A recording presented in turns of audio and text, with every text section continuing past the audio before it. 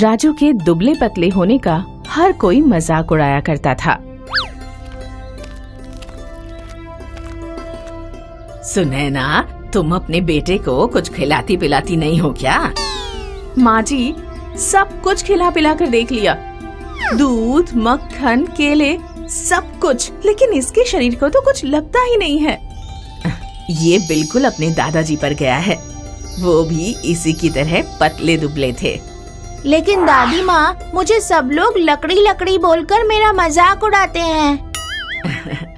अब तू दुबला पतला है, इसमें तेरी क्या गलती? शाम को राजू अपने दोस्त नंदू के साथ बॉल से खेल रहा था। तभी दो बड़े लड़के आए। ये बॉल हमारा है। नहीं, ये मेरा है, कल ही मेरे पापा ने मुझे दिलाया है। अब तक ये तेरा था, लेकिन अब ये बॉल हमारा है। नहीं, मेरा है। अबे ओए, लकड़ी के तिनके, तू हमसे लड़ेगा? चल राजू, चलते हैं। नहीं, वो बॉल मेरा है। राजू, हम नया बॉल ले लेंगे, अब चलो यहाँ से। नंदू अपने दोस्त को ले जाने लगा। डरपोक कहीं के, लकड़ी का तिनका। इन लोगों के शब्द सुनकर राजू को बहुत गुस्सा आ रहा था, लेकिन वो कर भी क्या सकता था। निराश राजू तालाब में अपना प्रतिबिंब देखने लगा और नंदू पास बैठकर तालाब में पत्थर फेंकने लगा। काफी समय बाद, बहुत देर हो चुकी है, हमें घर लौटना चाहिए। तुम जाओ, मैं कुछ देर यहीं बैठूंगा। ठीक है, तुम थोड़ी देर में आ जाना। नंदू वहाँ से चला गया। अब शाम हो चुकी थी। राजू ने घर लौटने का सोचा। जब वो जंगल के रास्ते गुजर रहा था, तभी उसे वहाँ एक केले का पेड़ दिखा जो चमक रहा था। राजू उस पेड़ के पास गया और फिर अचानक पेड़ बोलने लगा।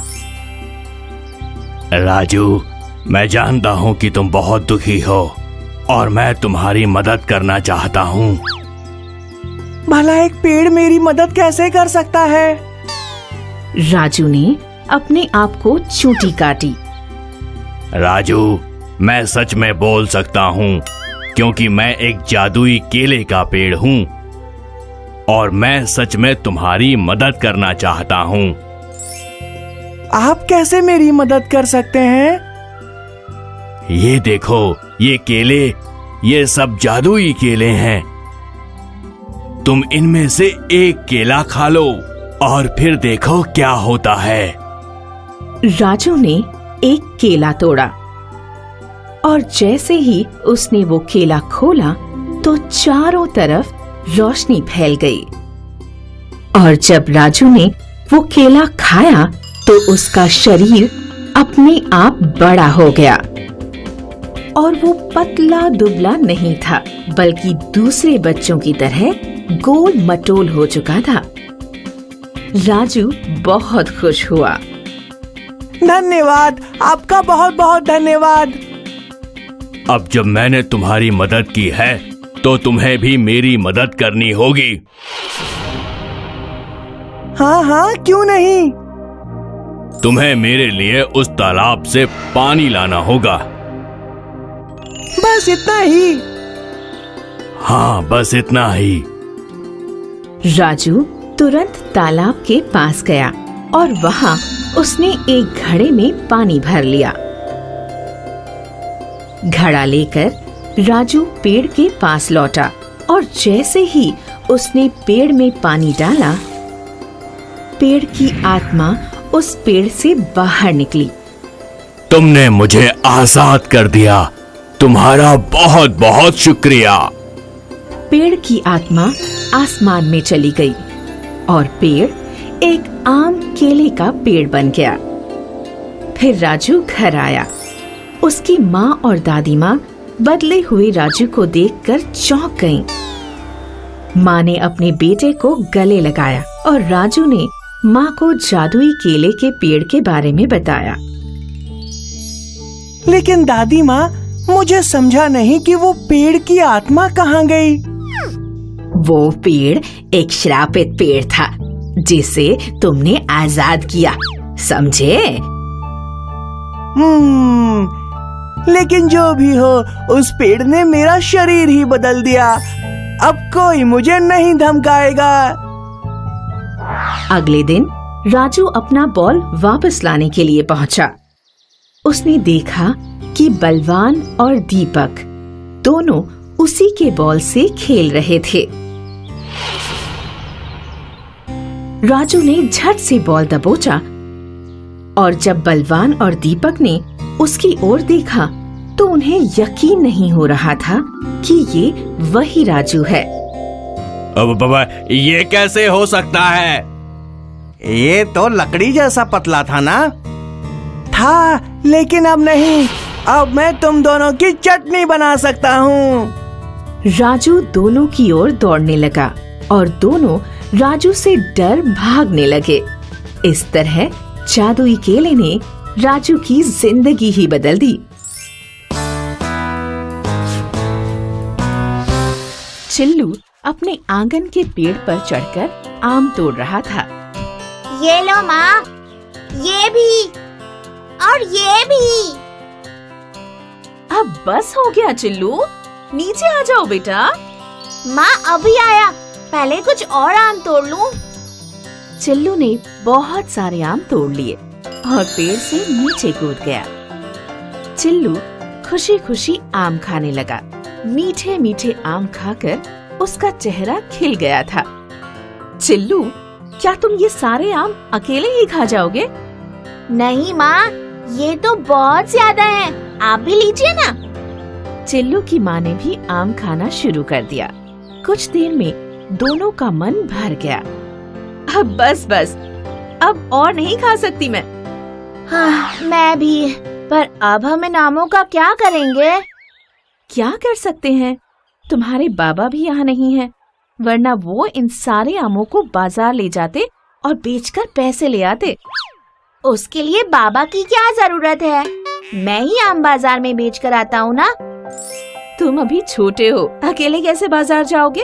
और कहीं जंगल में चोर लुटेरों ने लूट लिया तो? माँ, मैं सारे चोर लुटेरों की छुट्टी कर दूंगा। चलिए, मैं शाम तक आम बेचकर वापस आ जाऊंगा, ठीक है? नटखट चिल्लू आम की टोकरी सिर पर लादकर बाजार की ओर चलने लगा। लेकिन जैसा माँ ने बताया था, जंगल में 2 चोर बैठे थे। सो जा मेरे चोरों के राजा, सो जा ओए धूर्त इंसान। तूने मुझे धूर्त बोला? तेरी इतनी हिम्मत? नहीं नहीं गुरु, मैं तो आपकी तारीफ कर रहा था। तारीफ कर रहा था या गालियां दे रहा था? गुरु, वहाँ देखो, आपका शिकार आ गया। चिल्लू को अपनी ओर आते देख मोटू राम और गट्टू खड़े हो गए।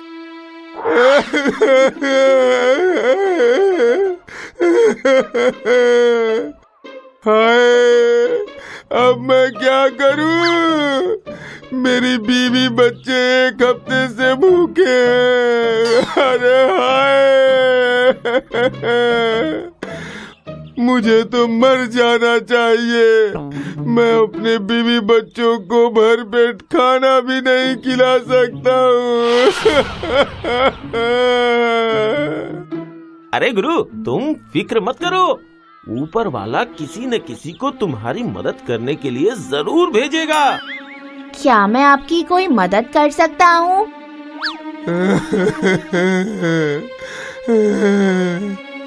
क्या तुम हमें कुछ आम दे सकते हो खाने के लिए? चिल्लू चतुर था, उसने सोच विचार किया। चाचा, मैं आपकी इससे भी ज्यादा मदद करना चाहता हूँ। मैं तो आपको सोने के सिक्के देना चाहता हूँ। हाँ? क्या तुम्हारे पास सच में सोने का सिक्का है? नहीं नहीं, लेकिन मैं आपको सोने के सिक्के दिलवा सकता हूँ। वो कैसे?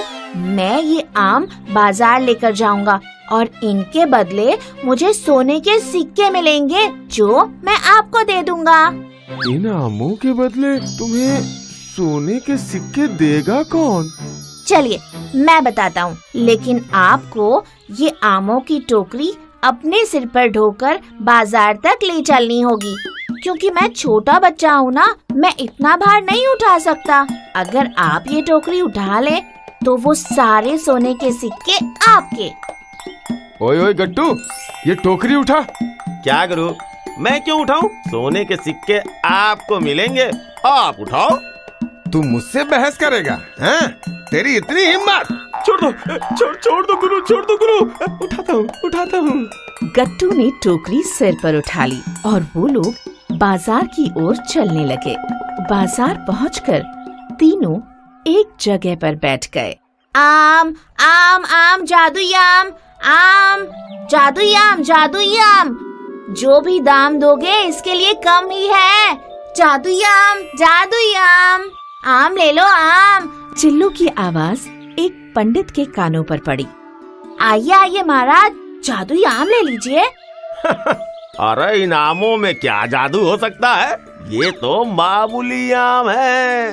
तुम्हें तो ये मुझे दान में दे देना चाहिए। महाराज, अगर मैं ये आम आपको दान में दे सकता तो जरूर दे देता, लेकिन इन जादुई आमों का एक रहस्य है। ये आम का पेड़ अचानक ही एक दिन उग गया था और इसमें इतने सारे आम भी आ गए। और महाराज, आपको पता है कि मैंने ये आम 2 हफ्ते पहले तोड़े थे, लेकिन अभी तक ये एकदम ताजे हैं। मैं तो इन आमों को राजा के पास ले जाकर अच्छा इनाम पाना चाहता था, लेकिन मैं एक छोटा बच्चा हूँ ना, राजा तक कैसे पहुँचूंगा? इसीलिए यही बेच रहा हूँ। क्यों न मैं ये आम खरीद के राजा से इनके बदले बड़ा इनाम ले लूं? क्या दाम है इनका?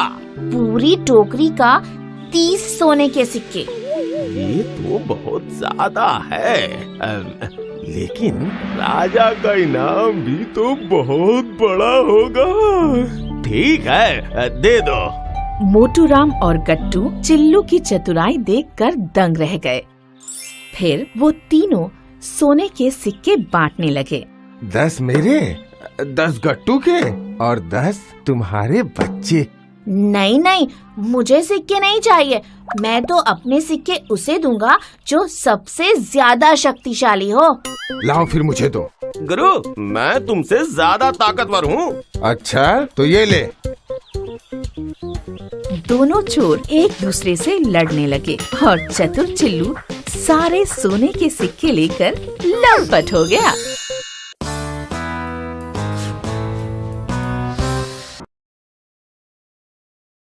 हाय, मैं हूँ शाइनी। अगर आप मुझे ऐसे ही देखना चाहते हैं तो इस वीडियो को जरूर शेयर करें और हाँ, इस चैनल को भी सब्सक्राइब करना ना भूलें।